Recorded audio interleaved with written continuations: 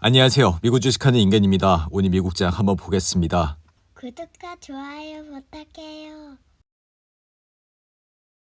오늘 시장은 연말 휴가철을 맞아 뚜렷한 재료는 없었고 거래도 한산한 가운데 조용히 한 해를 마무리하면서 3대 지수는 이제 하락으로 마감했습니다.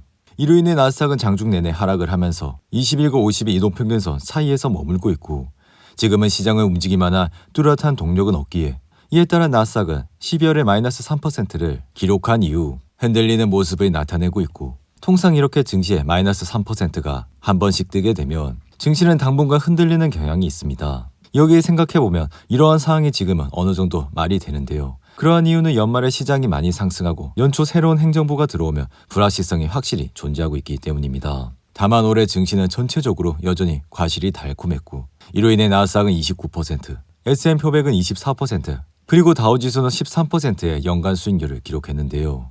이에 따라 지금 시장은 차익 실현 매물과 연말 연기금의 포트폴리오 리밸런싱에 따른 매물이 나온 탓으로 4일 연속 하락세를 보여주고 있고 그럼에도 불구하고 나스닥은 여전히 올해 들어 29%나 상승한 상태라 할 수 있습니다. 하지만 지금 일부에선 내년 1월 트럼프 행정부 출범을 앞두고 관세 부과와 인플레이션 상승과 같은 불확실성을 지적하기에 올해는 10% 이상의 조정이 있을 것이라 주장이 커지고 있고 이러한 이유는 시장을 강세장으로 이끈 주요 요인들이 이미 주가에 반영됐다는 생각을 하고 있기 때문입니다. 이에 따라 트럼프의 감세와 규제 완화 기대 등은 이미 가격에 반영이 되면서 지금은 수년간 시장을 지배해온 매그니피센트 주식의 흐름도 바뀔 수 있다는 예상을 하고 있는데요. 여기에 페드의 매파적 금리 인하 일시 중단은 주식의 하락을 촉발해 지금은 다소 주목할 만한 차익 실현들이 나타나고 있습니다. 여기에 증시의 강력한 동인이었던 인공지능에서도 실망감이 나타나고 있어 AI가 실제 가져오는 이익의 양은 적어 희망은 있고 궁극적으로 매우 유익할 것으로 생각은 했지만 구현 속도와 실제 이익에 미치는 영향에 대해 시장은 다소 실망감을 표출하고 있는데요.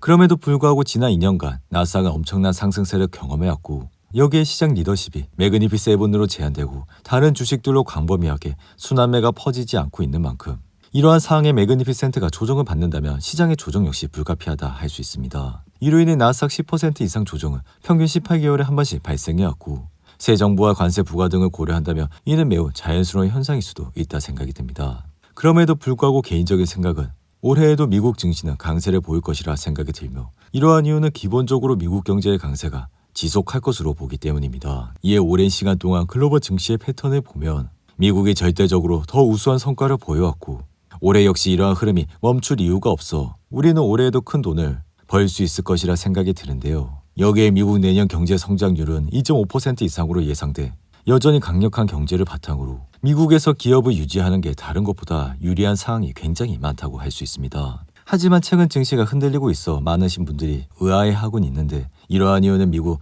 10년물 국채 수익률이 증시를 강하게 압박을 하고 있기 때문인데요. 이로 인해 금리 인하가 후퇴를 하면서 올해 금리 인하는 한 번만 있을 것으로 대부분 내다보고 있고 이 같은 행보는 한 달 전만 해도 2번 이상 내릴 것으로 확신을 했지만 트럼프의 정책이 인플레이션을 부추길 수 있다는 우려가 더해지면서 지금의 상황은 금리 인하의 기대는 다소 내려온 상태라 할 수 있습니다. 이에 장기적으로는 기업 실적이 주가를 견인하지만 중기적으로는 장기금리의 상승은 주식에 압박을 가할 수 있어 과거를 보면 밸류에이션이 높았던 2022년과 과도하지 않았던 2018년 모두에서 장기금리 상승에 따른 주가 압박이 관찰됐고 지금은 증시 조정을 유발하는 특정한 금리 수준은 아니지만 현재 4.5에서 4.6%의 수준은 강세장 위협을 촉발할 수 있는 중요한 변곡점이라 할 수 있습니다. 이에 과거 2020년 금리가 바닥을 친 뒤 주가는 약 1700일 동안 누적으로 120% 가까이 상승했고 반면 10년물 금리가 4.5% 이상을 유지했던 90일 동안의 수익률은 2% 이상 하락세를 나타내는 모습을 보여줬습니다. 이어 파죽지세의 상승세를 보였던 테슬라의 주가는 이날은 3% 이상 하락해 403달러로 마감했고 이로 인해 테슬라는 사이가 12% 이상 하락세를 보이며 현재는 22이동평균선 아래에서 머물고 있는데 이에 따라 지난 17일에 장중 488달러까지 올랐던 테슬라는 사상 최고치를 기록했지만 현재 주가는 17% 가까이 떨어져 조정 국면에 들어섰고 이러한 조정은 주가가 고점 대비 10에서 20% 하락했을 때를 말한다 할 수 있습니다. 이로 인해 테슬라는 22이동평균선 아래로 내려가면서 지지선은 단번에 무너졌고 주가는 최근 급격한 상승세를 보여왔기에 자칫 잘못하면 52이동평균선까지 내려갈 수도 있다 생각이 드는데 하지만 테슬라는 이번 주 1월 2일에 올해 4분기 전기차 인도량을 발표하며 현재는 테슬라가 지난 3분기 실적 발표 때 목표로 제시했던 51만 5천대를 소폭 밑도는 예상치가 나왔지만 만약 이러한 예상치를 상회하는 결과가 나온다면 주가는 다시 상승을 할 것이라 생각이 듭니다. 이에 테슬라의 주가는 최근 흔들리는 모습을 나타내고는 있지만 매그니피 7 주식 중 가장 큰 낙폭을 기록하고 있고 이러한 하락의 주요 요인은 주가가 최근 가파르게 오른 경향과 미 국채 수익률이 지속적으로 상승을 했기 때문입니다. 이로 인해 국채금리의 상승은 대출금리를 좌우하고 자동차를 대부분 신용대출로 구매하는 미국에서 소비자들의 구매 심리에 부정적인 영향을 미치는데 그럼에도 불구하고 테슬라는 여전히 트럼프 테마주로 이러한 모멘텀은 트럼프가 집권하는 4년 내내 발생할 것이라 주가의 상승으로 이어질 것이라 생각이 듭니다. 이어 가상화폐 대장 비트코인은 여전히 약세에서 벗어나지 못하고 있고 잠시 9만 6천 달러대까지 오르긴 했지만 현재는 10% 이상 빠지고 있는 모습을 나타내고 있는데요. 이에 비트코인은 상승세가 지속된 가운데 트럼프 당선이 급등을 불러와 차익 실현 매도세가 이어지고 있고 지금의 가격 역시 올해 중순과 비교하면 60% 가까이 상승을 하고 있는 가격이라 할 수 있습니다.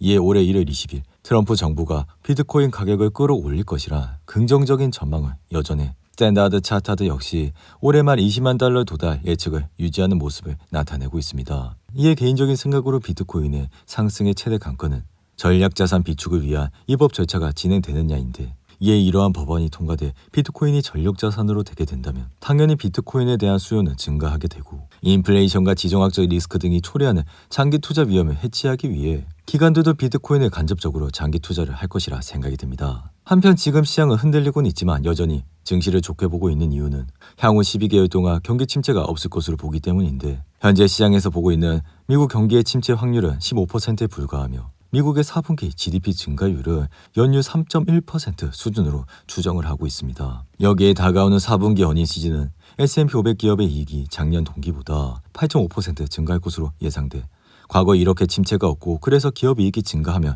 증시는 지속해서 상승을 보여왔습니다. 이에 최근 12월은 다소 실망스러웠지만 이게 시장 강세장의 갑작스러운 변화라고 생각하진 않으며 내릴 때마다 저가 매수는 2024년 내내 이익을 가져왔고 이에 트럼프의 잠재적 규제 완화와 기업 비용 감소 그리고 공화당의 백악관 의회 지배에 기반한 야성적 충동은 올해에도 잠재적인 순풍으로 이어질 것이라 우리는 2025년에도 큰 돈을 벌어들일 수 있다 생각이 듭니다. 이에 이러한 강세장을 위협하는 가장 큰 요인으론 트럼프 관세 부과와 무역 전쟁인데 과거 2018년 나스닥은 10% 가까이 하락했지만 다음 해인 2019년 30% 가까이 반등했고 이에 우리는 이러한 포인트를 잘 기억한다면 다시 한번 큰 돈을 벌 수 있다 생각이 드는데요. 게다가 증시는 알고 있는 이슈가 나올 때마다 흔들리는 모습을 보인다면 그러한 포인트들이 결국에는 단기 바닥이라 증시는 다시 상승을 하며 정말 큰 폭의 이슈는 우리가 예상치도 못한 이슈가 나왔을 때에만 급락을 한다 할 수 있습니다. 한편 양자 컴퓨터 섹터가 최근 부각되면서 시스크의 주가는 가장 뜨거운 종목으로 떠오르고 있고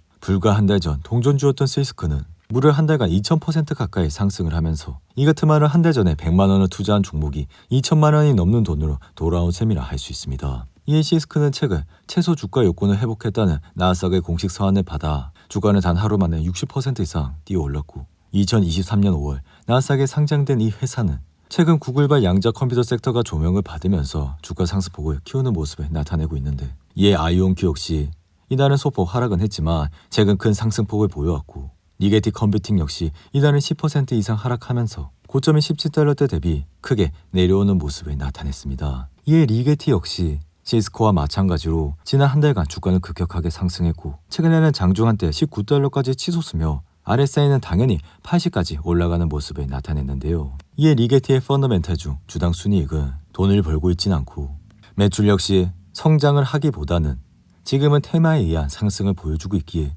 비록 리게티가 이날 하락은 했지만 다시 상승은 할 수 있고 하지만 이렇게 매출의 성장과 주당 순이익이 뒷받침되지 않는다면 결국에는 주가는 다시 하락을 할 것이라 생각이 듭니다.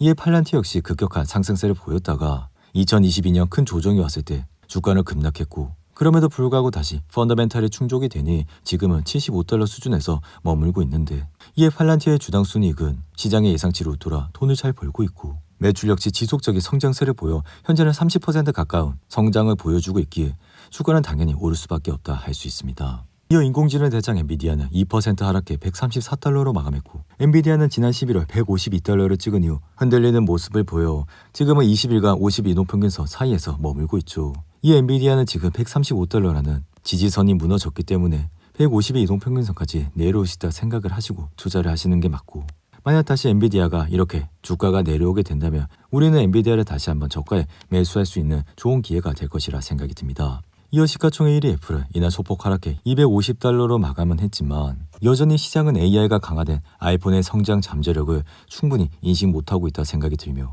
이에 올해는 애플 인텔리전스를 통해 아이폰 수요가 강화되고 슈퍼사이클은 지속될 예정이라 이러한 수요는 궁극적으로 애플 매출 증가에도 크게 기여할 것이라 생각이 듭니다. 그렇게 된다면 애플의 주가도 상승을 할 수밖에 없다 생각이 드는데요. 이어 주가 하락으로 어려움을 겪었던 인텔은 이날은 1.2% 상승하며 연말까지 반등세를 이어갔고, 게놈의학 회사인 상가모 테라퓨틱스는 화이자가 혈우병에 대한 유전자 요법에 대해 라이센스와 개발 계약을 해지했다 밝히면서 이날 주가는 56%나 하락을 하는 모습을 나타냈습니다.